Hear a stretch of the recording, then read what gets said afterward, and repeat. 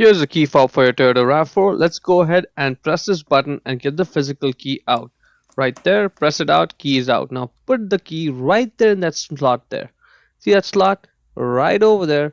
Put the key in there and give it a firm twist. See, position it the way I'm showing. Then give it a twist right there. See it clearly? Good. Now give it a twist and it pries open. Get this back cover and set it aside. This is how that button works. Now this is the part with the battery. Just get it out. And this side, do not hold it upside down because all the buttons are going to fall off. And then it's just extra work to put it back in. So let's just put this back in there. I just wanted to show you, just out of curiosity, if somebody wants to see what it's all about. Now let's just get this battery out. Put the key right over there and then pry it out from that edge. And it may take you a few seconds, but it'll come right out.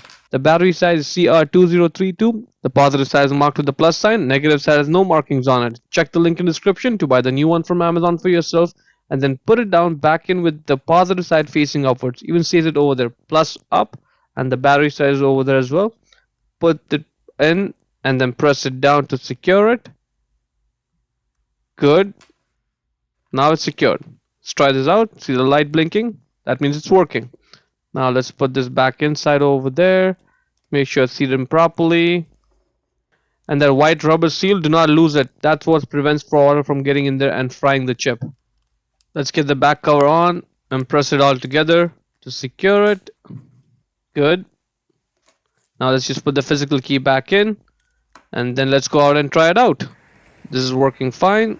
And so is the lock button. And that's it. Hope you found it useful. Before we go, let me give a quick shout out to Naya Motors Inc. for letting us use the car today to film the videos. They're a used car dealer here in Ottawa, Canada. Check out the link in the description for their entire inventory.